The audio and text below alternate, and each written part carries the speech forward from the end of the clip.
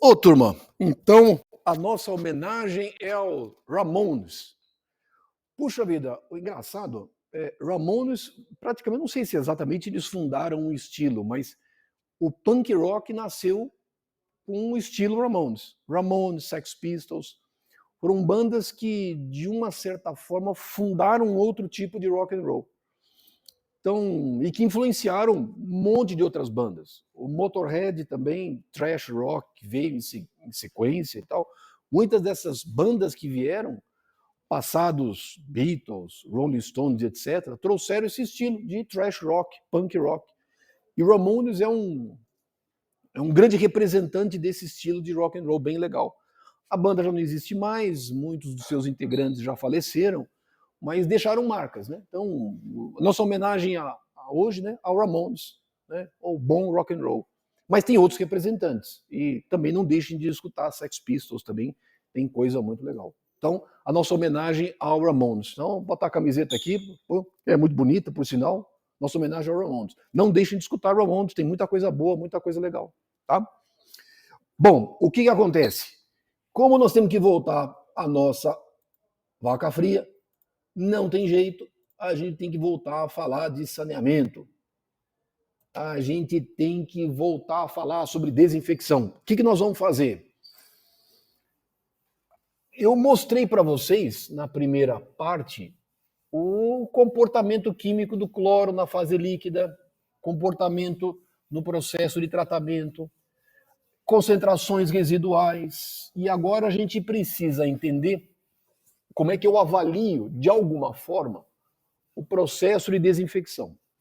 O que acontece? Lembra que... Deixa eu apagar aqui. Aí eu consigo falar com vocês com mais calma. Lembra que eu falei que o processo de desinfecção, a gente precisa de tempo. Mas por que eu preciso de tempo? Então, a ideia nossa é falar sobre a cinética do processo de desinfecção. Cinética da desinfecção.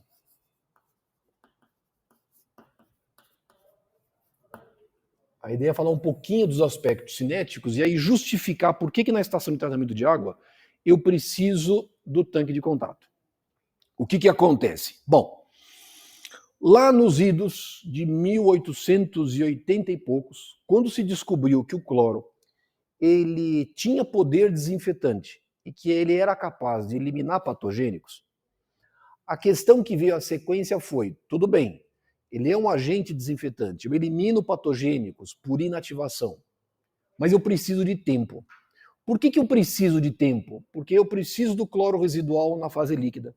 Ele tem que migrar da fase líquida para a superfície dos micro-organismos. Ele tem que penetrar pela sua parede celular. Ele tem que atacar algumas organelas específicas. Ela tem que fazer algum tipo de dano ao micro-organismo, de tal modo que ele possa ser considerado inativado. Ou seja, o processo de inativação de micro-organismos mediante a adição de um agente químico, ele não é algo que aconteça imediatamente, eu preciso de tempo.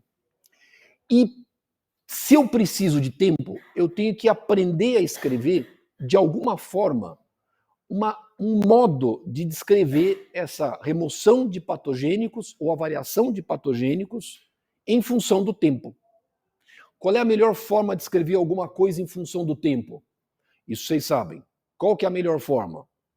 Tudo aquilo que varia em função de uma outra grandeza, tempo, espaço, eu posso exprimir na forma de taxa. Qual que é a melhor forma de escrever alguma coisa em forma de taxas?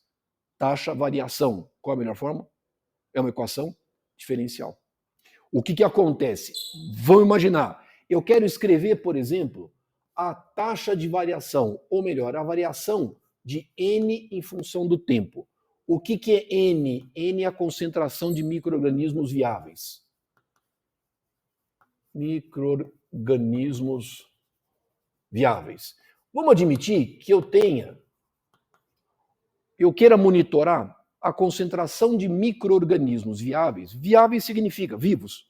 Micro-organismos vivos em função do tempo. Qual micro-organismo? Puta, sei lá, pega um. Vocês vão entender a dificuldade nossa, mas tudo bem, pega um. Vamos pegar um micro-organismo. Por exemplo, vírus da poliomielite. É um micro-organismo viável e eu quero escrever a variação dele em função do tempo. Logicamente, na hora que eu escrevo variação em função do tempo, eu estou buscando uma taxa. E taxa, normalmente, é uma equação diferencial. Eu posso escrever na forma de uma equação diferencial. Qual que é a mais simples de todas? E isso essencialmente, é uma observação experimental. Observou-se que eu poderia escrever dessa forma. Se eu imaginar um sistema, um reator em batelada, eu posso escrever que dN dt é igual a um certo menos K, eu vou chamar K índice D, vezes N. É a forma mais simples. O que é N? É a concentração de micro-organismos viáveis. O que é o dN dt? É a taxa de variação em função do tempo. E o que é esse KD? É uma constante da reação.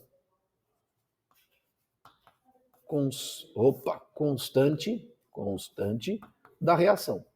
É um fator de proporcionalidade. Essa equação eu consigo integrar com certa facilidade. Eu posso escrever que dN sobre N é igual a menos KD dt, eu integro, e aí eu coloco os meus limites de integração. No tempo zero, a concentração é N0. Num tempo t, qualquer a concentração é N. E aí, se eu integrar essa equação, eu posso escrever que N é igual a N0 e elevado a KD vezes T. É uma equação simples, é uma equação cinética muito simples. Escrito desta forma, eu posso dizer que a variação de... Vou colocar aqui N em função de T, para deixar explícito que é a variação da concentração de N em função do tempo. Ora, então como é que, se eu admitir que vale esta cinética, então N tende a variar exponencialmente com o tempo. No tempo t igual a zero, a concentração de micro-organismos viáveis é igual a N0, e no tempo t qualquer vai ser um N, tendendo exponencialmente a zero. Essa é uma forma muito simples de se escrever. Ela é simples, mas ela carrega aqui uma simplicidade equivocada. Por quê? Porque, na verdade, vamos imaginar o seguinte, isso aqui é a concentração de micro-organismos viáveis. Isso aqui é uma constante de reação. Mas, essencialmente, para que isso aqui aconteça, eu tenho que ter o quê? Para que o micro-organismo seja eliminado, eu preciso ter quem? A presença do agente desinfetante. Então, na verdade, está faltando o agente desinfetante nessa jogada. Eu posso imaginar pegar o bicho. Pegar o bicho. O bicho é o... O bicho, vamos escrever aqui, isso aqui é o micro-organismo.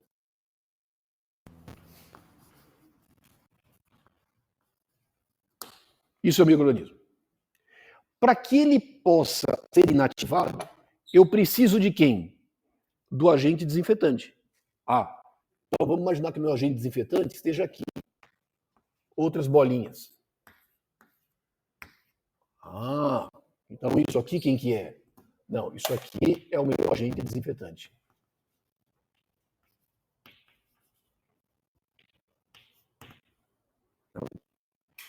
Então, para que isto aqui aconteça, E o que significa ter isso num tempo subsequente? É imaginar que aconteça isto aqui. Tem 1, 2, 3, 4, 5, 6. 1, 2, 3, 4, 5, 6. Aí o meu agente desinfetante está aqui. E aí, lá no tempo qualquer, passado um tempo T,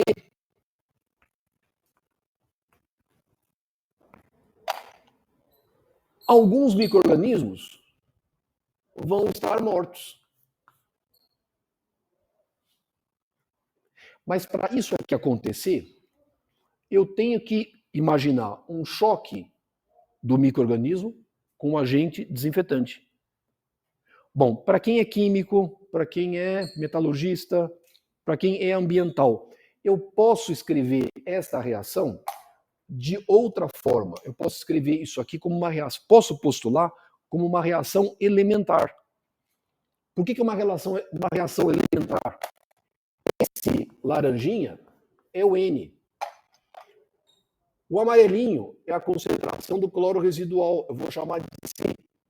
Vou chamar de C0 por C. É a concentração do agente desinfetante. Se é uma reação elementar, eu preciso ter choque disso com isso para a reação acontecer. Isso é mais óbvio. Então, o meu DNDT, eu posso sofisticar um pouco mais. Eu posso escrever desta forma.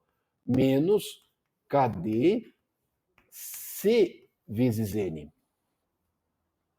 É uma reação, agora estou postulando como uma reação elementar de segunda ordem, onde essa taxa de variação de micro-organismos em função do tempo é função da concentração de N, dos próprios micro-organismos, e a concentração do agente desinfetante. Por facilidade, veja que na hora que eu for integrar essa expressão, N é função do tempo, mas C é também função do tempo. Mas eu vou adotar por simplicidade que a concentração seja constante, seja igual a C0. Não é exatamente verdade, mas eu vou admitir que a concentração do agente desinfetante ela é constante. Se você integrar essa expressão, colocar aqui, deixa eu colocar aqui embaixo, porque depois eu escrevo algumas coisas. dN sobre N, isso aqui é menos KD C0 dt, integro do mesmo jeito. Tempo 0, N0, tempo T, N. E aí, finalmente, eu posso escrever aqui N, eu escrevi direto, né? N função do tempo é igual a N0 e elevado a menos KD C0T. Putz, isso aqui pra gente é super importante. Vou mostrar por quê. Isso pra gente é super importante. Por que isso aqui é importante pra gente? Pelo menos do ponto de vista matemático. E aí eu consigo justificar o que a gente vai fazer. Ora, então, N é igual a N0 elevado a menos KD C vezes T. O que acontece? Escreve de outra forma. Escreve N0 sobre N. Eu vou inverter. Então isso é E elevado a KD C0 vezes T. Por que eu escrevi N0 sobre N? Porque vamos admitir que N0 seja 1000. Se o N for 1, então N sobre N0 vai ser 10 elevado a menos 3. Eu vou inverter e escrever N0 sobre N, de tal forma que seja 1000 sobre 1. Por quê? Porque dá um número maior. Então, N0 sobre N vai ser igual a E elevado a KD C0 vezes T. Veja que eu estou trabalhando N é um micro-organismo que eu citei, um qualquer, vírus da poliomielite. Mas ele tem que ser função também do meu agente desinfetante. Qual agente desinfetante estou trabalhando? Cloro. Tudo bem. Até aí, tranquilo? Mas saca só.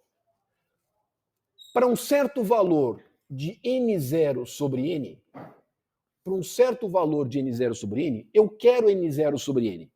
Eu quero isso aqui. Vamos admitir que eu conheça essa constante da reação. Para que eu possa atingir isso, isso é função de quem? Do produto C, que é a concentração do agente desinfetante, vezes o tempo. Olha que sacada. Vamos admitir que N0 seja 1000 e o N seja 1. Então N0 sobre N é 1000. Para que eu tenha 1000, admitindo que eu conheça essa constante de reação, eu preciso ter um valor específico de C0 vezes T. Mas veja só, isso aqui é um produto. Eu posso ter diferentes valores de C0 e T que me produzam o mesmo valor de N0 sobre N. O que é que significa isso? Eu posso ter C0 alto e eu posso ter tempo baixo. Ou eu posso ter C0 baixo e tempo alto. Ou seja, aonde que eu quero chegar? A eficiência do processo de desinfecção essencialmente é função grosseira, é função de um produto. A concentração do agente desinfetante vezes o tempo. Esta grandeza C0 vezes tempo, ou C vezes T, é a variável mais importante no processo de desinfecção. Eu posso ter C alto e um tempo mais baixo, ou um C mais baixo e um tempo mais alto.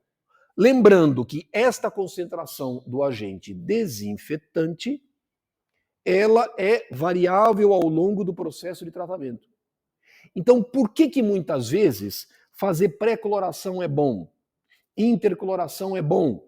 Porque na hora em que eu faço pré-cloração e intercloração, o que eu estou fazendo? Eu estou aumentando a concentração do meu agente desinfetante no processo de tratamento e eu estou aumentando o tempo onde ele tem contato com a fase líquida. Eu estou aumentando esta grandeza, o C vezes T. Se eu aumento esta grandeza, maior é a eficiência do processo de desinfecção.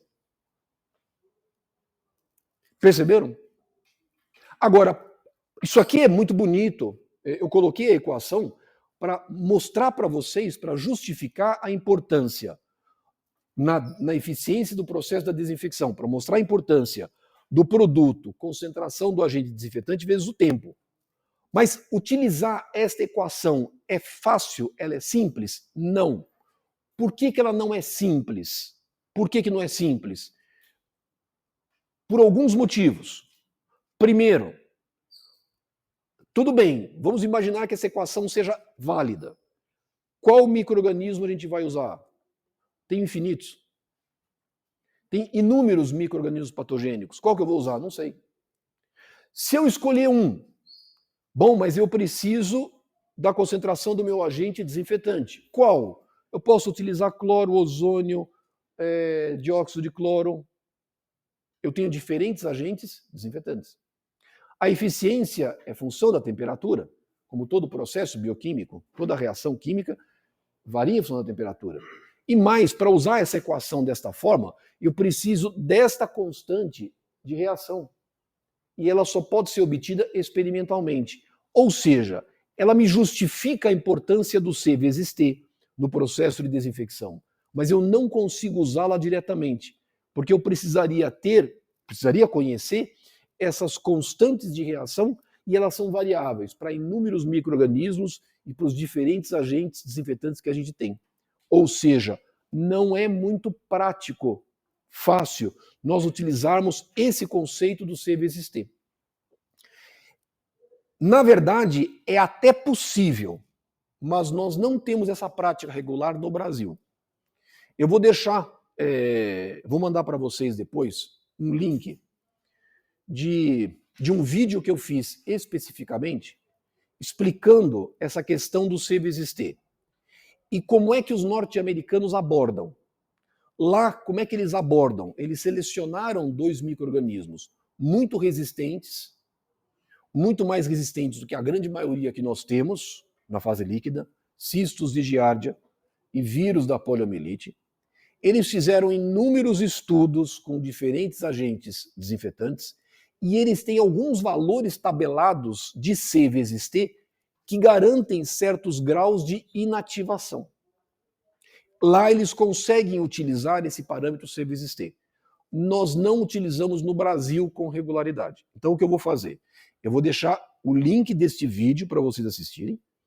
E nesse vídeo, na verdade, tem um vídeo de cunho teórico explicando a conceituação do parâmetro C vezes T, que é basicamente isso aqui. E aí eu tenho outros 3 vídeos com exemplos de aplicação para mostrar o que eles fazem, o que é muito lógico, o que é muito lógico. Nós temos já uma certa dificuldade de utilizar em função de dificuldades inerentes nossas. Mas o que para a gente é importante? Saber que a eficiência do processo de desinfecção, a gente depende do parâmetro C vezes T. É dependente. Eu posso aumentar a concentração, eu posso aumentar o tempo, e na hora que eu aumento esta grandeza, automaticamente eu sei que eu estarei aumentando a eficiência do processo de desinfecção. Tá, mas como é que eu faço isso na estação de tratamento de água? Então, o que acontece? Na estação de tratamento de água, nós temos 3 diferentes pontos de aplicação de cloro: pré-cloração, intercloração, pós-cloração. Na verdade, eu tenho os 3 pontos, mas pode ser que eu não queira trabalhar com pré-cloração. Pode ser que eu não queira trabalhar com intercloração. Posso, é uma questão operacional. Pode ser que eu só queira trabalhar com a pós-cloração. Então, eu preciso dimensionar o meu sistema admitindo uma condição crítica. E que condição crítica que é essa? É admitir que eu apenas estou dosando cloro na forma de pós-cloração. E aí, aonde que eu vou ter esse tempo? No tanque de contato. Aonde que eu vou ter essa concentração? Adicionando cloro na forma de pós-cloração. Por isso que a estação de tratamento de água tem na saída dela um tanque de contato. Vamos ver um desenho? Vamos ver um desenho? Deixa eu mostrar para vocês aqui. Deixa eu ver onde é que tá.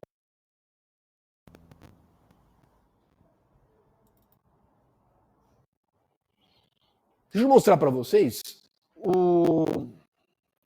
uma planta geral de uma estação de tratamento de água.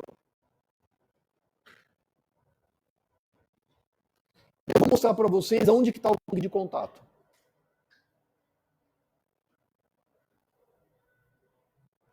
Na verdade, isso é uma especificidade dessa estação. Mas todas as estações têm que ter um tanque de contato. Eu acho que o fundo, acho que é melhor colocar aqui que eu consigo mexer no...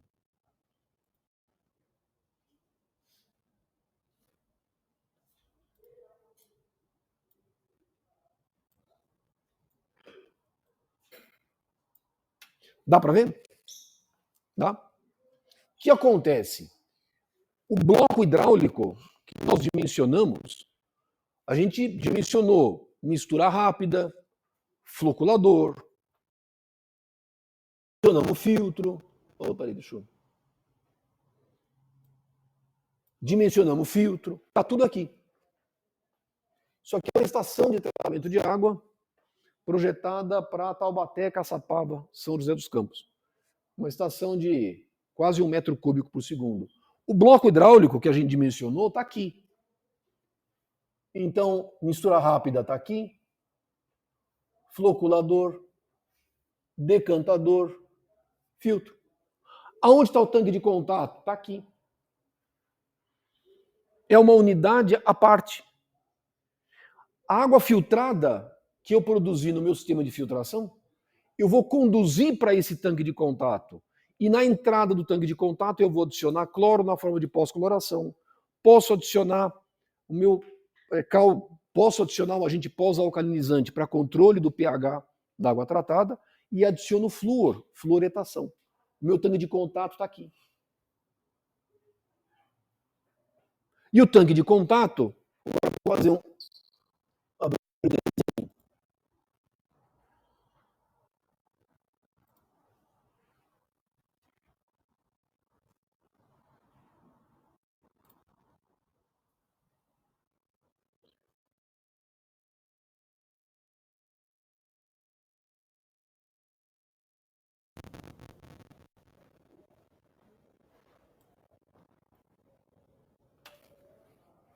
Isso aqui é o meu tanque de contato.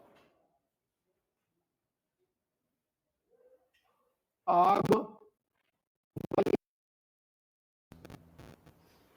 e vai fazer um caminhamento através de chicanas, de tal forma que eu consiga evitar curto-circuito e eu consiga aumentar o tempo de detenção. Não aumentar o tempo de detenção, mas evitar a presença de curto-circuitos. Melhorar o comportamento hidráulico do meu tanque de contato. Isso aqui é um tanque de contato. É a unidade mais simples do mundo. Ela é super simples. Mas qual que é a função? Garantir tempo. E a concentração? Ela é garantida mediante a adição de uma certa dosagem de cloro na forma de pós-cloração, somada às demais, a concentração residual que vem dos outros processos unitários de montante. Isso é o tanque de contato. Então, qual que é o nosso objetivo agora? É a gente dimensionar um tanque de contato. Eu vou deixar a figura, vou deixar os arquivos abertos, deixa eu abrir um outro aqui. É capaz que eu tenha... Ai! Abri aqui. Eu abri um, dois, deixa eu ver aqui.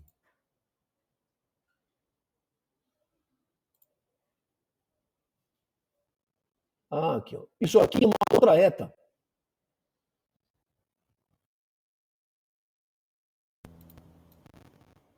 Isso aqui é uma outra ETA. Meu bloco hidráulico está aqui. Floculador, decantador, filtro. Primeira etapa, segunda etapa. O tanque de contato está aqui. E aí, a partir do tanque de contato, segue para o reservatório de água tratada, para 2 reservatórios de água tratada e vai embora. O tanque de contato está aqui. Ela é uma unidade à parte.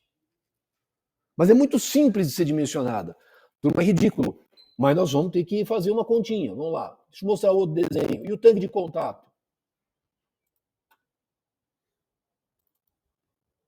Ops.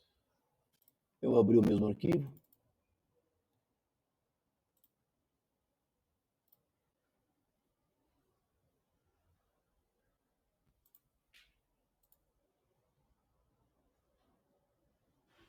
Olha aqui meu tanque de contato.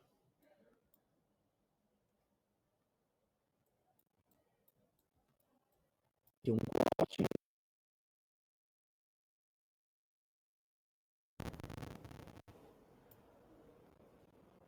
Meu tanque de contato está aqui. Entrada das minhas chicanas. Demora. Muito simples. Vamos fazer uma conta? Vamos traduzir isso num pequeno dimensionamento? Eu vou mostrar esse desenho depois. Eu vou fazer a conta, fazer alguns desenhos na lousa, aí nós vamos mostrar de novo esses desenhos para complementar. Tá? Para a gente entender melhor o que a gente fez. Deixa eu só fechar aqui.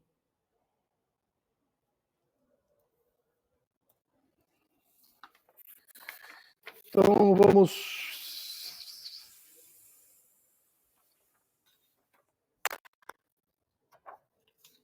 fazer o dimensionamento de um tanque de contato. E aí o que eu vou fazer? Nós vamos fazer o dimensionamento e aí eu vou apresentando os parâmetros de projeto, que são simples. Não tem muito segredo não.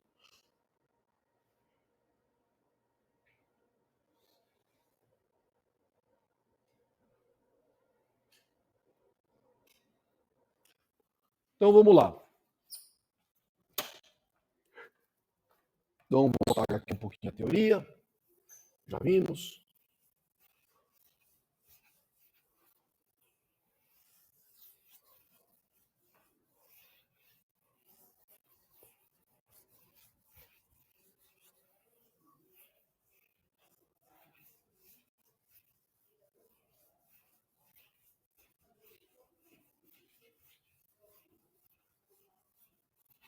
Então o que nós vamos fazer?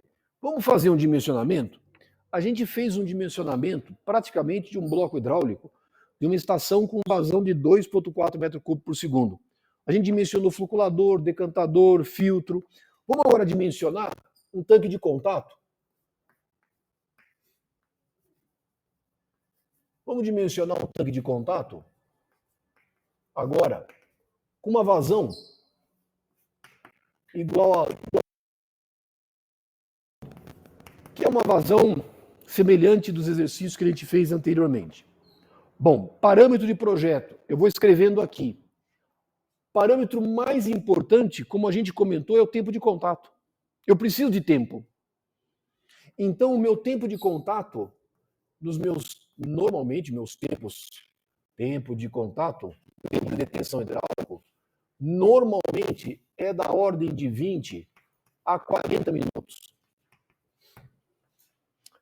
Lembrando, puxa vida, eu adicionei cloro na forma de pré-cloração. O que está acontecendo no processo? Eu estou aumentando o tempo de contato do cloro com a fase líquida. Então, isso me auxilia o processo de desinfecção. Eu estou adicionando cloro na forma de intercloração, eu estou aumentando o tempo de contato. Mas lembrando, pode ser que a estação não queira trabalhar com pré nem intercloração. Elas existem, mas a estação não queira trabalhar. Então, onde que eu vou ter que ter esse tempo de contato? No tanque de contato. Então, primeiro passo, o que eu vou fazer? Ora, se o tempo é importante, o meu primeiro passo é definir, escolher um tempo de detenção hidráulica. E aí eu calculo o volume do tanque de contato. É simples. O que eu vou fazer? Calcular o volume. E isso eu posso calcular, cálculo do volume do tanque de contato. Isso eu posso fazer se eu admitir um tempo de detenção hidráulico. Eu vou adotar um θ igual a 30 minutos. Se o meu θ é 30 minutos, então o volume do meu tanque de contato vai ser 30 minutos vezes 2,4 metro cúbico por segundo. Cuidado com as unidades, 60 segundos por minuto. Então, o volume do tanque de contato vai ser igual a 4.320 metros cúbicos. Putz, primeiro passo, já adotei. Já conheço o volume. Bom, o tanque de contato tem altura. Altura útil. A altura útil do tanque de contato é variável, depende de uma série de fatores. Depende de questões de ordem geotécnica, depende do posicionamento do tanque de contato, depende da topografia. Mas normalmente a gente associa a altura a uma questão de estabilidade do projeto de estruturas. Por quê? Porque normalmente a altura de estruturas de concreto para manter a espessura constante é em torno de 5 metros, 6 metros no máximo. Bom, quanto maior a altura, menor a área. Então, como a altura é variável, normalmente essa altura útil, ela é, esse H, normalmente ela é menor ou igual a 5 metros. Eu, na verdade, eu vou colocar 6 metros para ser mais flexível. A altura útil não pode ser muito alta, senão eu tenho um reservatório muito alto. Mas ela é ditada por outras questões de ordem geotécnicas, da ordem de layout, de topografia. Eu vou adotar uma altura, um H útil, eu vou adotar um H útil, eu fiz a minha conta, 4 metros. Por que, na verdade, ao adotar a altura, isso é importante? Porque eu consigo calcular a área superficial do meu tanque de contato. Cálculo da sua área superficial. E aí eu consigo locar isso no terreno. Bom, mas a área é fácil. Volume é a área superficial vezes a altura. Então, a minha área superficial vai ser igual a 4.320 metros cúbicos dividido por 4 metros. Isso aqui vai dar 1.080 metros quadrados. Por que a altura ela é variável? Eu poderia usar a altura 2,5 metros, posso usar 3 metros? Posso, porque na verdade eu tenho que locar o tanque de contato na área disponível que eu tenho que fazer a ETA. Se eu tenho certa restrição de área, me interessa usar uma altura maior para ter uma área superficial menor. Muitas vezes algumas questões geotécnicas me impedem de usar uma altura muito alta. Por exemplo, terreno muito ruim, solo muito ruim, o layout da ETA não permite um tanque de contato com a altura mais elevada. Então, a altura menor eu tenho uma área superficial maior. Mas eu tenho que locar essa área na ETA. Ponto relevante. Isso é importantíssimo e é extremamente negligenciado. O meu tanque de contato tem que ter 2 câmaras. Por que 2 câmaras? Manutenção. O que significa isso? O tanque de contato é único, mas eu tenho que ter o tanque de contato construído em 2 câmaras, de tal forma que eu possa fazer isso. Por exemplo, meu tanque de contato está aqui. 1, 2, 3, 4, 5, 6, 7, 8. 1, 2, 3, 1, 2, 3, 4. O tanque de contato é único. A área superficial tem que ser 1.080 metros quadrados, no mínimo. Mas eu tenho aqui câmara 1, câmara 2. Ambas as câmaras vão ter que trabalhar em paralelo. Por quê? Porque se porventura eu precisar parar uma unidade, eu tenho a outra em operação. E por que eu preciso parar uma unidade? Lembrem-se, normalmente eu preciso lavar essas câmaras uma vez por ano. Muitas vezes tem depósito de sedimentos. Quando eu faço, por exemplo, a pós-alcalinização, o pós-alcalinizante mais barato é a cal hidratada, a cal virgem, tem impurezas, tem areia. E essa areia, a tendência é ela ser adicionada no final do processo de tratamento. É uma areia muito fina, é muito pouco, muito pouquinho. Mas a tendência é que ela sedimente no tanque de contato. Então, uma vez por ano eu tenho que parar e tenho que limpar. Só que como é que eu consigo parar e limpar se eu tenho uma câmara só? Não consigo. Porque a ETA funciona 24 horas por dia, 365 dias no ano. Então, pode ser que eu tenha que parar a câmara 1 e operar a câmara 2. Opero a câmara 2, lavo a câmara 2 e opero a câmara 1. Então, meu tanque de contato ele vai ter 2 câmaras, de tal forma que elas trabalhem em paralelo e eu possa isolar qualquer uma delas para fins de manutenção. Então, tá bom. Então, qual que é a área superficial individual de cada câmara? Adota-se 2 câmaras. E a operação delas em paralelo, lógico. Operação em paralelo. Ora, se eu tenho uma área total de 1.080 metros quadrados, então a área individual de cada câmara, dividido por 2, vai ser igual a 540 metros quadrados. Por que eu preciso conhecer a área? Bom, porque eu preciso começar a dar dimensões disso. Eu preciso saber quanto vai ser a largura dessa unidade. Eu preciso saber quanto vai ser a largura B. Quanto vai ser o comprimento desta unidade. Eu preciso começar a dar dimensões. E eu preciso pegar essas dimensões e locar na ETA. Preciso locar esse treco na ETA. Preciso pegar a área, locar, fazer um desenho, ver se cabe, não cabe, muda a dimensão. O que eu vou fazer? Eu vou dimensionar uma câmara e eu vou espelhar.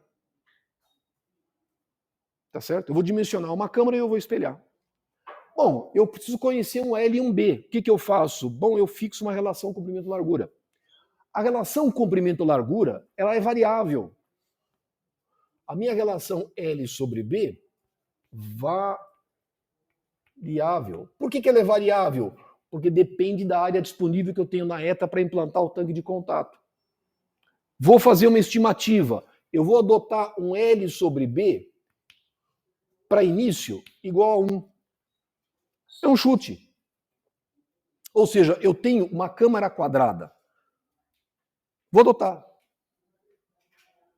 Então, L vezes B vai ter que ser igual a 540 metros quadrados.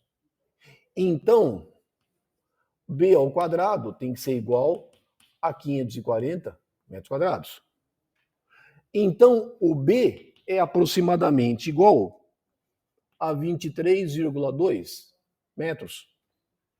23,2, vou arredondar.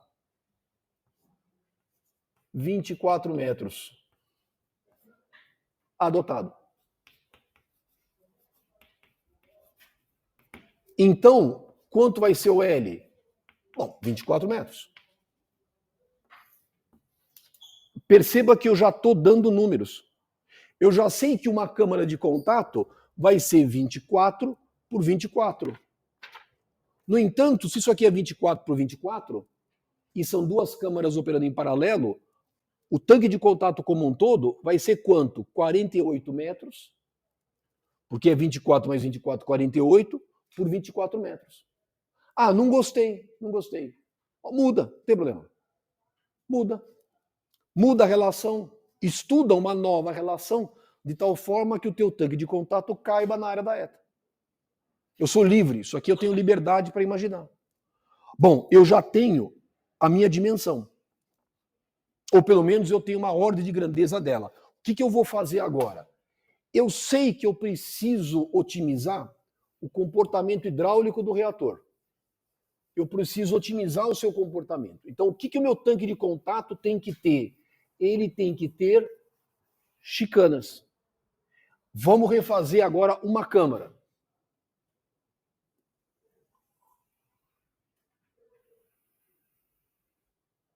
Um, dois, três, quatro, cinco, seis, sete, oito, nove. Aqui vai ser difícil, mas tudo bem. Eu vou fazer um desenho assim. Ops, perdi o rumo aqui. Bom, imagine que isso aqui seja uma câmara. Isso aqui, por hora, vai ter quanto? 24 metros. E o meu comprimento vai ter 24 metros.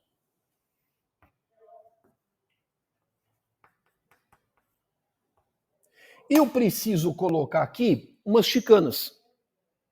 Vamos admitir que eu digo o seguinte, não, eu vou entrar aqui e eu vou colocar as minhas chicanas aqui, ó.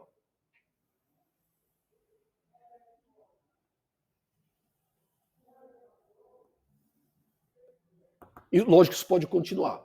Ou seja, o escoamento tem esse sentido, ele vai fazer esse sentido aqui.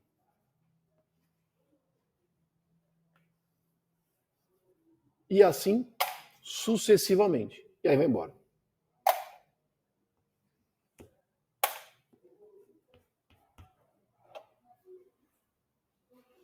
Tá. Quantas chicanas? Bom, o ideal é que eu tenha um conjunto de chicanas tais que me permita que, hidraulicamente, eu não tenha curto-circuito nesse reator. Bom, como eu tenho 24 metros, é lógico que eu tenho que pensar do ponto de vista de engenharia. Eu não posso ter canais, esses canais de escoamento, vamos chamar isso aqui, como é que eu chamei essa largura? Eu chamei de BC. Eu não posso ter a largura desses canais muito pequena, senão eu não entro. Eu não consigo nem construir. Tem que ser alguma coisa razoável. Normalmente a gente adota sempre mais do que 5 chicanas, 6, 8 chicanas, 10 chicanas.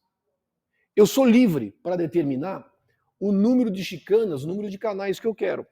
Mas isso tem que ser determinado em função de uma largura, um B índice C, que seja razoável. Bom, eu tenho 24 metros. A minha entrada vai ser aqui. A minha entrada vai ser aqui. Eu vou ter uma comporta que vai me permitir a entrada da água filtrada. A minha comporta vai estar aqui. Eu tenho que ter uma saída, lógico. E eu preciso manter o nível d'água no meu tanque de contato. Na saída do tanque de contato, eu tenho que ter também uma estrutura hidráulica que me permita a saída da água do tanque de contato. Mas eu preciso manter um nível d'água mínimo aqui, eu preciso de um vertedor. Eu tenho que manter na saída do tanque de contato um vertedor para manter um nível d'água mínimo aqui. Como é que eu vou manter o meu nível d'água em torno de 4 metros? Bom, para manter 4 metros eu tenho que colocar aqui um vertedor, eu tenho que estar em algum ponto. Se eu adotar, por exemplo, um número par de canais, a entrada está aqui, a saída vai estar aqui. Se eu adotar um número ímpar, vai estar do outro lado. Vamos admitir que hidraulicamente a minha saída esteja aqui. Então eu preciso adotar um número ímpar de canais. Bom, se eu adotar 6 canais, 24 por 6, quanto dá? 4. Ah, mas 4 metros? 1, 2. É grande. Não, 4 e 4 é o número. 4 é o número. 4 é o número par. Não. Eu vou adotar, mas isso é coisa minha. Eu vou adotar um BC, por exemplo, igual a 9. 9 canais de escoamento. Se eu tiver 9 canais, quanto vai valer BC? 24 metros, porque as chicanas estão dispostas paralelamente ao comprimento. Então, elas estarão sendo dispostas perpendicularmente à largura. É 24 dividido por 9. Isso aqui é 2,67 metros. Ah, não quero. Não quero 2,67, não. Tá quebrado. Pô, isso é um saco. Eu não quero usar número quebrado. Eu quero, por exemplo, eu vou adotar canais com 2,8 metros. Posso fazer isso? Posso. Posso adotar o número que eu quiser. Então, qual vai ser a largura útil? A largura útil do meu B útil, do meu tanque de contato? 2,8 metros vezes 9. Isso vai ser igual... O meu B útil vai ser igual a 25,2 metros. Então, isso aqui passaria a ser 25,2 metros. Útil, comprimento útil. Tá? Aqui tem paredes. Isso, na verdade, essa largura aumenta, porque tem as paredes das chicanas, e que normalmente vai ser no mínimo, 20 centímetros. Mas eu vou ser simplista, não vou mudar muito. Tá? Vou deixar dessa forma. Tá certo? Então, cada canal desse tem quanto? Cada canal desse vai ter 2,8 metros.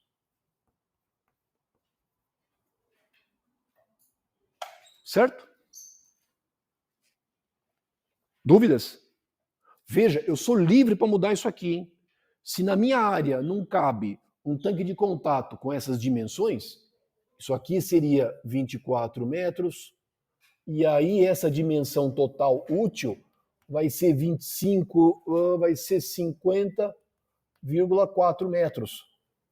O tanque de contato todo tem uma relação 1 para 2, quase 1 para 2, né? 24 para 50, o tanque de contato todo. Ah, não cabe no terreno, tem que mudar. Bom, aí você ajeita a dimensão conforme você achar conveniente. O que eu preciso fazer agora? Eu preciso posicionar, eu preciso colocar aqui um vertedor no tanque de contato, de tal forma que eu consiga ter um nível d'água mínimo. Ou seja, vamos fazer um corte. Aqui a gente já viu. Se eu fizer um corte no meu tanque de contato, vai ser alguma coisa assim.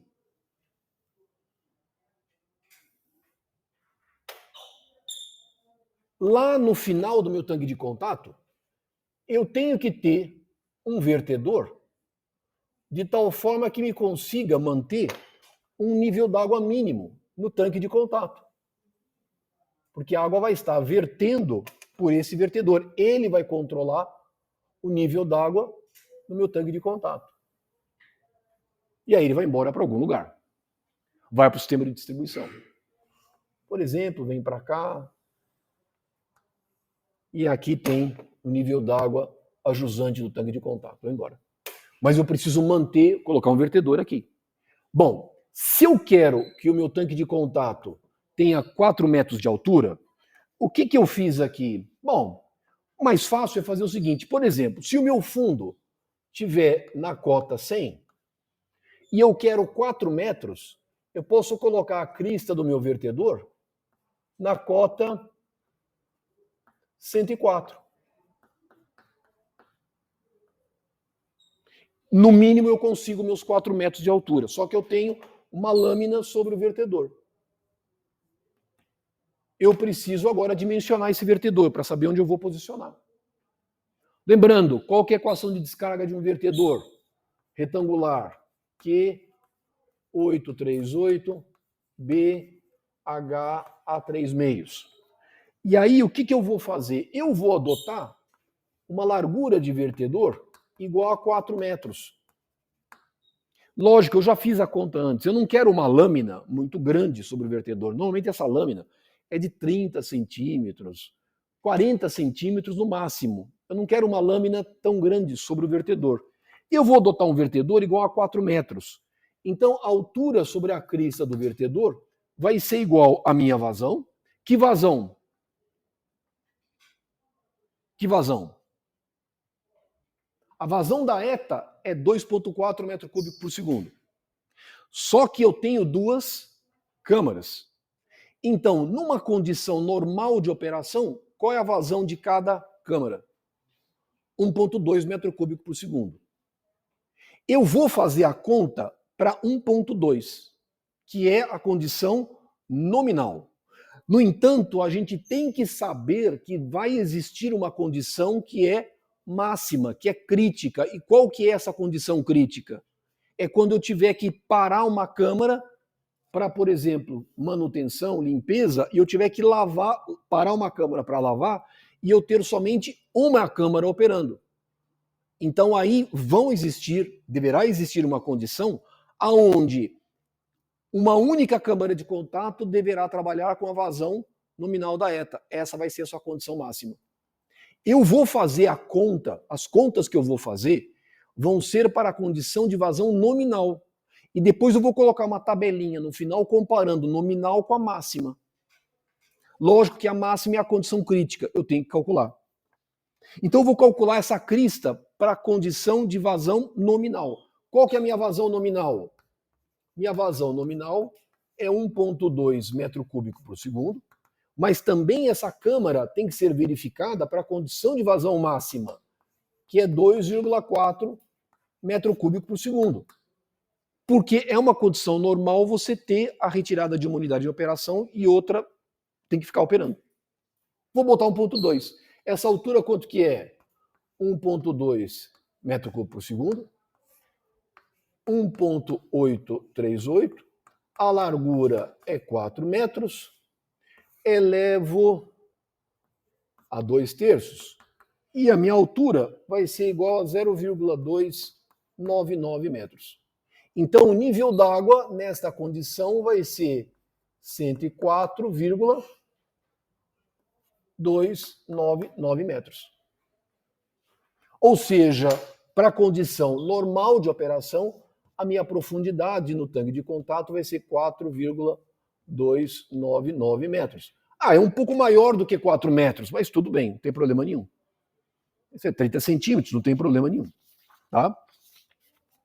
Agora, se eu quiser, eu posso fazer o seguinte. Aqui alguma dúvida? Tudo bem? Alguma dúvida? Oi.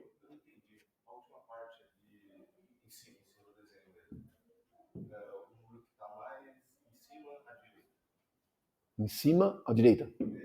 Aqui é a crista do vertedor. Esse número aqui, eu impus uma crista do vertedor de saída de água tratada. Eu impus na 104.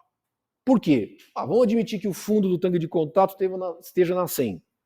Como eu fixei uma altura, eu coloquei uma altura em torno de 4 metros, então eu tenho que posicionar esse vertedor na cota 104, de tal forma que minimamente eu tenha 4 metros de altura no nível d'água no tanque de contato. Então eu fixei essa cota da crista do vertedor de saída em 104 metros. Tá? Lógico que não dá para colocar o vertedor aqui, tá vendo? Concorda que não dá para colocar o vertedor aqui? Não dá porque essa largura quanto que é? 2,8 metros. Mas não tem problema não. Eu posso colocar esse vertedor na lateral. Eu posso colocar aqui. Este é o meu vertedor de saída de água tratada. Coloco na lateral, na última chicana na lateral. Entrada. Então eu tenho aqui a entrada de água. Entrada de água filtrada. E aqui a saída saída de água tratada. O meu vertedor está aqui. Meu vertedor, cuja largura eu defini, é igual a 4 metros. Perceberam? Tudo bem? Oi. Oi? Que altura? Sim, só que o nível d'água em operação ele vai ser maior porque eu tenho a crista de água sobre o vertedor. Vai ser 104,299. Esse é a largura do vertedor. É esta largura, que é 4 metros. É a largura desse vertedor. Porque ele vai estar determinando o nível d'água no tanque de contato. Agora, bom, é uma verificaçãozinha que eu vou fazer. Vamos ver se está em ordem. Vamos ver se está bom. Ó, verificação. Verificação do tempo de contato.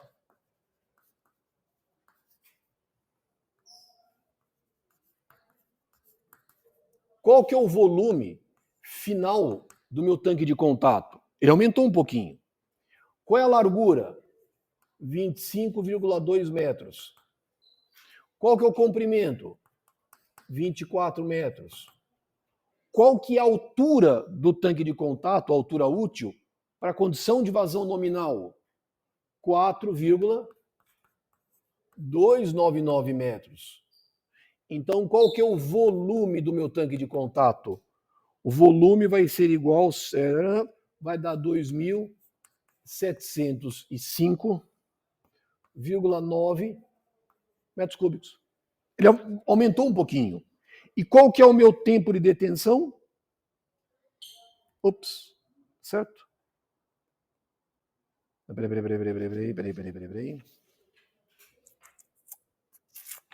Não, peraí. O volume é outro, peraí. Não é esse, não. O volume vai ser 2.599,8 metros cúbicos. E o tempo de detenção hidráulico? Volume por vazão. Que volume? 2.599,8 metros cúbicos. Qual que é a vazão? 1,2 metro cúbico por segundo. Nas unidades coerentes, este θ vai ser igual a 36,1 minutos. Ou seja, eu admiti um tempo de detenção igual a 30 minutos para poder imaginar o jeitão do meu tanque de contato. Ajeitei as minhas dimensões, aumentei um pouco a largura, fiz aqui, mudei ali, ficou um pouquinho maior. O meu tempo de detenção final, para a condição, trabalhando com 1,2 metro cúbico por segundo, o meu tempo de detenção vai ser igual a 36,1 minutos. O que eu precisaria saber? Tá bom, e se eu parar uma câmara para manutenção e eu for trabalhar com a outra? O que vai acontecer com uma câmara? Ops, uma câmara. O que vai acontecer com uma câmara?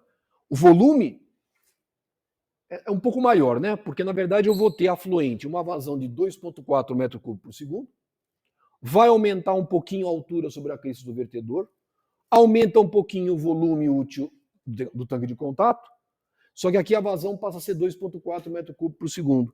O tempo de detenção vai diminuir. Mas eu vou mostrar isso numa tabelinha para vocês depois nos resultados.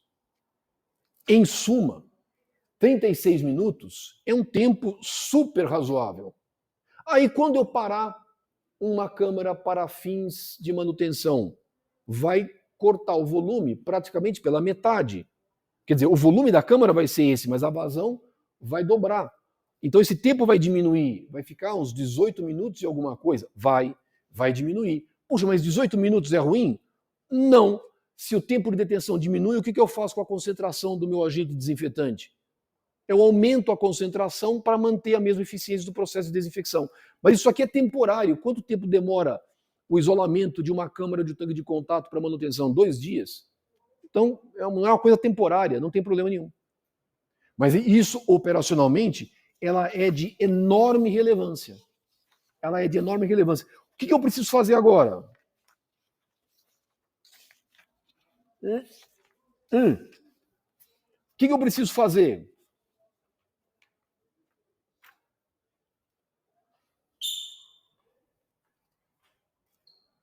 Em tese, está dimensionado. Vou fazer outro desenho.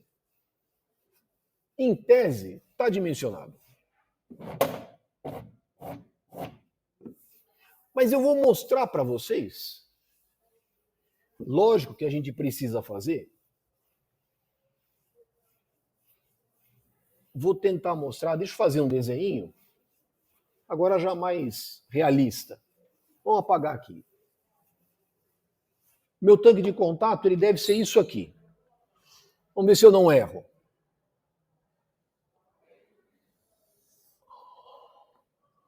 Um, dois, três, quatro, cinco, seis, sete, oito. Deve ser alguma coisa assim. Agora, 1, 2, 3, 4, 5, 6, 7, 8, não, 9, né? São 9 canais. São 9 canais de escoamento. Ora, bolas. 9. Aí eu vou ter as minhas chicanas. Aqui. Aqui. Aqui. Aqui. Aqui. Aqui. Aqui. Opa, aqui. Certo? Tá, mais ou menos, né? O que eu tenho aqui? Isso aqui vale quanto? Isso aqui vale 2,8 metros. Eu tenho aqui a minha entrada no tanque de contato. Eu tenho o meu vertedor de saída aqui em algum lugar na saída. E eu vou ter o escoamento se processando neste sentido. Ah, vamos usar rosa bem? Acho que o azul acabou. E eu tenho meu escoamento aqui. E assim sucessivamente. Hidraulicamente, o que eu preciso determinar agora? Eu preciso definir o tamanho dessas passagens aqui. Eu tenho curvas 180 graus. Eu tenho aqui a largura desta passagem.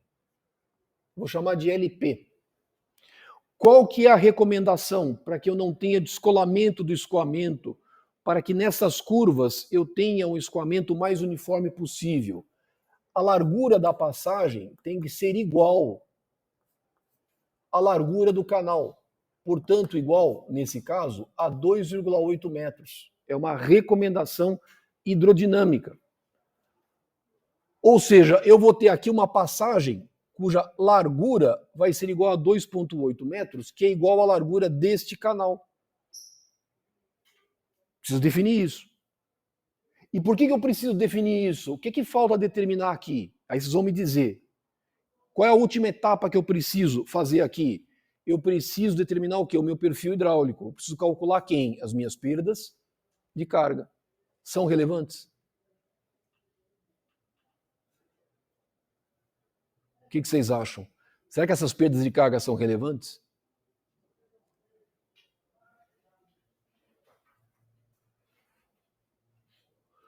Essas perdas de carga não são relevantes. São desprezíveis. Elas existem, mas são desprezíveis. Mas eu vou calcular para mostrar para vocês como é que a gente faz, relembrar isso. É o mesmo cálculo que nós fizemos quando a gente dimensionou um fluculador hidráulico de fluxo horizontal. Eu tenho perdas de carga distribuída, eu tenho perdas de carga localizadas, eu vou somar e vou verificar como é que vai ficar o meu perfil hidráulico. Quer ver? Perdas de carga localizadas. Fácil. Como é que eu calculo minhas perdas de carga localizadas? Como é que é a expressão mesmo? Onde estão as minhas perdas de carga localizada? Nas curvas 180 graus. Isso normalmente é um K, velocidade na curva ao quadrado por 2G. Só que quantas curvas eu tenho? Eu tenho 9 canais. 1, 2, 3, 4, 5, 6, 7, 8, 9. Quantas curvas eu tenho? 9 menos 1. Eu tenho 8 curvas. 1, 2, 3, 4, 5, 6, 7, 8. Tenho 8 curvas. Então, vezes 8. Qual que é a velocidade na curva? É a vazão por uma área. Qual que é a vazão? 1,2 metro cúbico por segundo. E a área de escoamento? Qual que é a velocidade na curva? É esta largura, é o LP, vezes a altura. Quanto que é esse LP? 2,8 metros. E a altura? 4, qual foi a altura mesmo?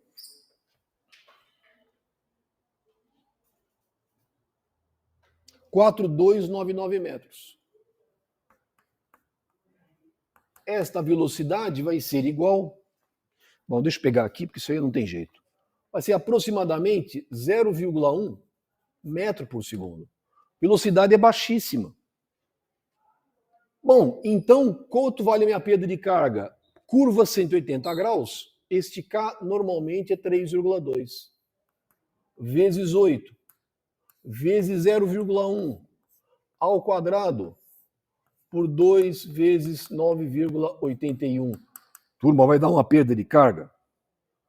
Vou colocar em metros. 0,0130 metros. Isso equivale a 1,3 centímetros. Puta, é baixíssima. Perceberam? Perda de carga é baixíssima. Por isso que eu disse para vocês, é desprezível, mas eu quero mostrar que normalmente a gente faz, a gente tem que calcular. Perda de carga localizada, distribuída, né? Perdas de carga distribuídas. Aí nós temos que utilizar a fórmula de Manning.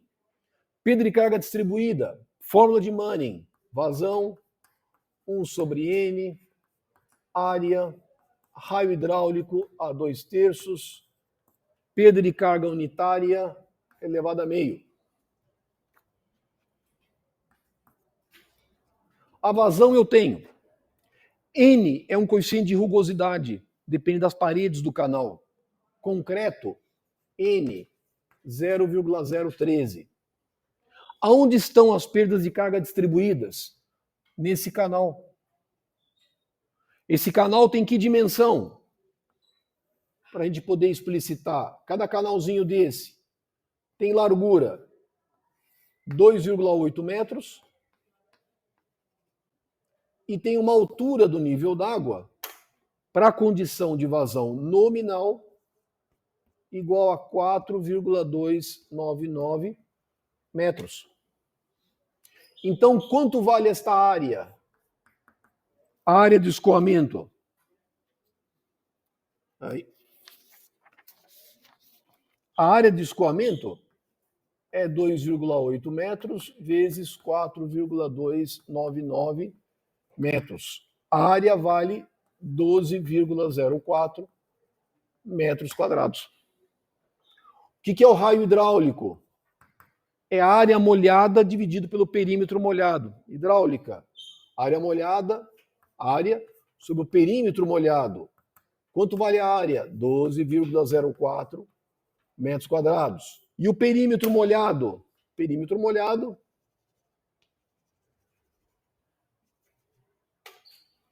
canal retangular é 2,8 metros mais 2 vezes 4,299 metros.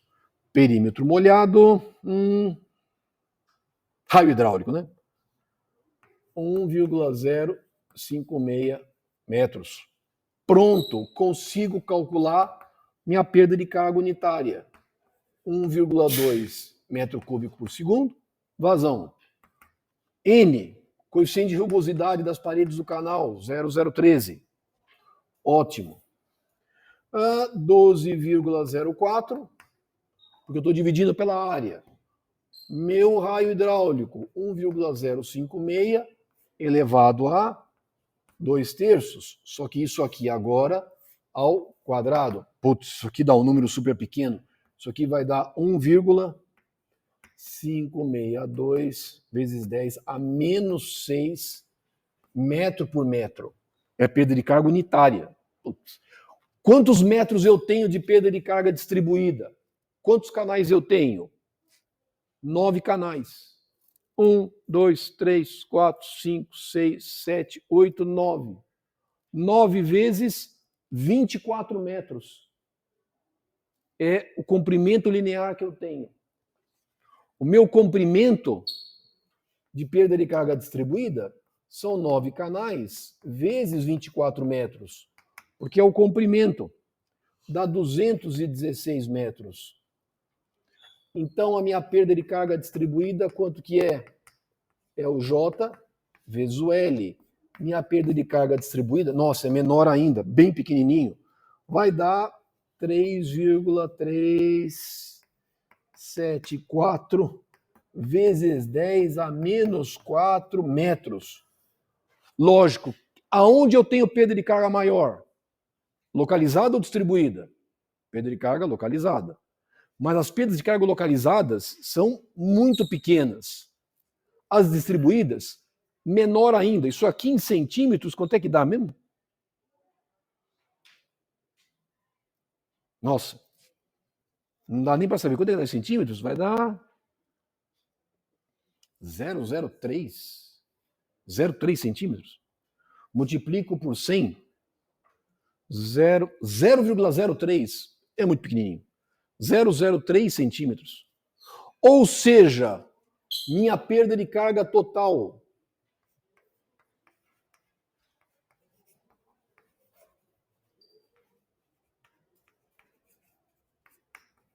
praticamente o meu ΔH total é a perda de carga distribuída mais a perda de carga localizada. Se você somar as duas, isso aqui vai dar 1,33 centímetros. É um número ridículo. Ou seja, do ponto de vista hidráulico, as perdas de carga no tanque de contato são desprezíveis. A gente sabe que é desprezível, mas tem que calcular, porque hidraulicamente você está dimensionando uma unidade. Você tem que fazer os cálculos pertinentes.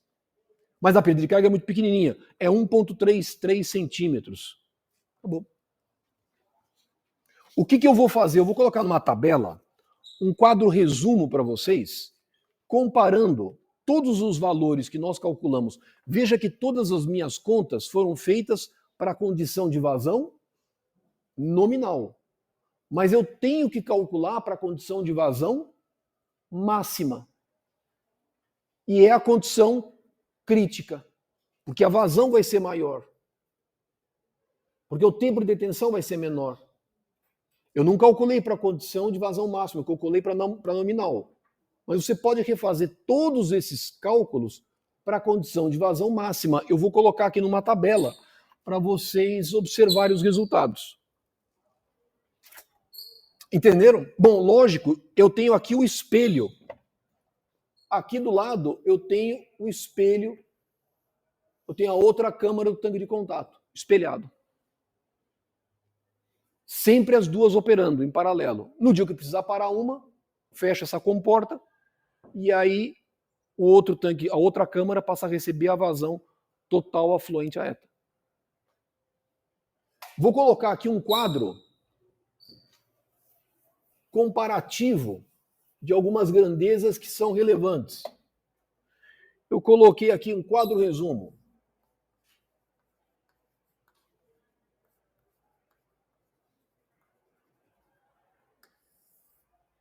Grandezas. Eu vou colocar aqui vazão 1,2 metro cúbico por segundo, 2,4 metro cúbico por segundo. E aqui grandeza.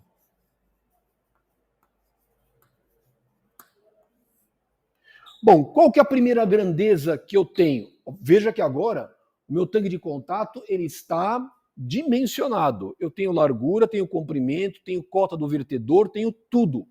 Tudo. Na hora em que, o que nós calculamos primeiro? A altura sobre o vertedor. HV. Eu coloquei aqui em metros. É a altura do nível d'água sobre a crista do vertedor. Lembra que para 1,2 metro cúbico por segundo, esse HV é 0,299. Se eu operar com 2,4 metro cúbico por segundo, isso aqui é 474 metros. Veja que a altura subiu um pouquinho. Então, a altura útil, o H útil, a altura útil do meu tanque de contato, aqui é 4,299 metros, e aqui, logicamente, vai ficar 4,474 metros. Porque a altura da crista do vertedor subiu um pouco. Tudo bem? O volume de cada câmara, volume da câmara, volume da câmara.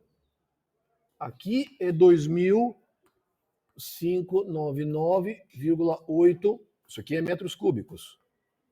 Isso aqui é em metros. E aqui vai ser 2.705,9 metros cúbicos. E o θ? Minutos. Aqui é 36,1 minutos. E aqui foi 18,8 minutos. Lógico, né? Por que 36? Porque eu tenho uma câmara trabalhando com vazão de 1,2 metro cúbico por segundo. Aqui eu tenho uma câmara trabalhando com 2,4 metro cúbico por segundo. O tempo de detenção é menor. Ah, mas é menor do que 20 minutos. Não era de 20 a 40 minutos? É.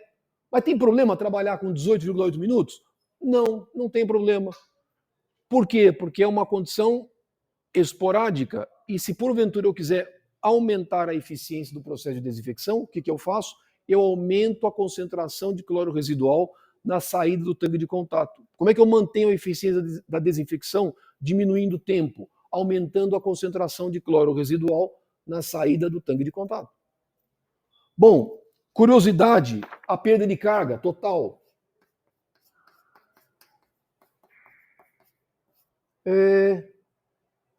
Aqui em centímetros, vai.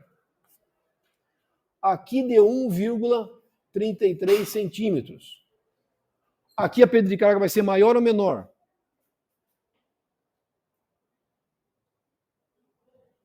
Se eu estiver trabalhando na condição de vazão máxima, a perda de carga vai ser maior ou menor? Vai ser maior, porque eu tenho uma câmara trabalhando com vazão maior. Mas quanto maior? 4,92 centímetros. Isso aqui é 5 centímetros. É significativo? É desprezível. Mas, lógico, a gente tem que calcular para mostrar que é desprezível. E assim a gente dimensionou o tanque de contato, que é a última parte constitutiva do tratamento da fase líquida. A gente viu mistura rápida, floculador, decantador, filtros, tanque de contato, desinfecção. A fase líquida, praticamente, nós encerramos nessa aula. O que nós vamos começar a falar na semana que vem? Sobre o tratamento dos resíduos que eu gero em estações de tratamento de água, porque toda ETA gera resíduos. Eu estou retirando resíduos no processo de tratamento. Retiro resíduos da água bruta, acrescento outros resíduos oriundos da adição do coagulante. Na semana que vem nós vamos começar a falar sobre tratamento de resíduos de estações de tratamento de água. Mas fase líquida, hoje a gente encerra. Falamos sobre desinfecção. Dúvidas, turma? Tranquilo? Joia? Tudo em paz? Então, turma, obrigado. Lembrando, Ramones, nossa homenagem. Obrigado. A lista deixa que hoje é coletivo. Eu esqueci de trazer. Ficou lá embaixo. Então, coletivo para todo mundo. Fica sossegado, tá? Semana que vem a gente começa, portanto, um outro tópico no Projeto Dietas, tá bom? Turma, obrigado a todo mundo. Boa semana. Temos ainda mais meia semana pela frente. Boa semana. E vamos se falando depois, tá? Tchau, tchau.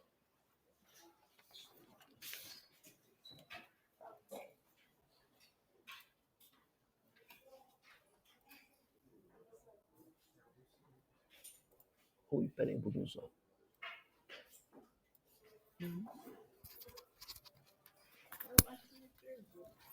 Só encerrar aqui.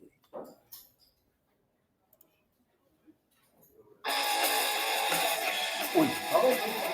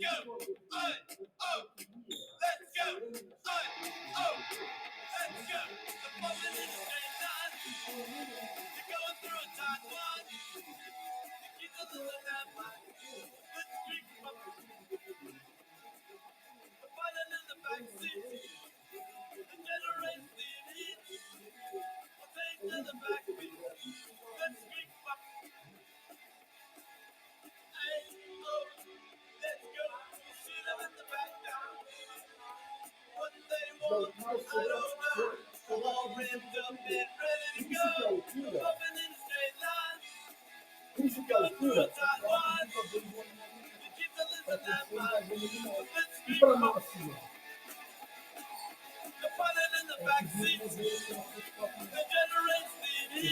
Porque a vazio vai aumentar. Tá?